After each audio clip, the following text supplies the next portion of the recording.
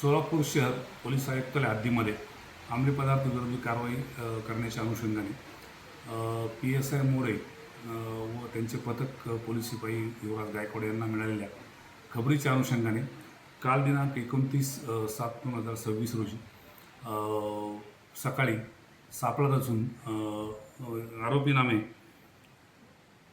रुपेश प्रदीप थडसरे वय 34 राहणार सोलापूर यास ताब्यात घेऊन त्याच्याकडं अंगझडतीमध्ये त्याच्याकडं अंमली पदार्थ मिळून आला होता.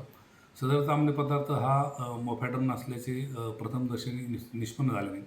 त्या संदर्भात फॉरेन्सिक फॅन वगैरे बोलवून अंमली पदार्थ असल्याचं आणि तो मोफॅडन असल्याचं सिद्ध झालं नाही. त्याच्याविरुद्ध फौजदारवाडी पोलीस स्टेशन या ठिकाणी गुन्हा नोंद क्रमांक 615 कलम 8क22ब व 29 अन्वये NDPS ॲक्ट अन्वये गुन्हा दाखल करण्यात आलेला आहे. नमूद आरोपीस या गुन्ह्यात अटक केलेली आहे आणि त्याला न्यायालयासमोर हजर केला असता त्याला 2 तारखेपर्यंत पोलीस कस्टडी रिमांड देण्यात आले आहे. नमूद आरोपीकडून पुढील चेन ही शोधण्याचं काम आता प्रगतीपथावर आहे. सदर गुन्ह्याचा तपास PSI बनसोडे आणि करत आहेत.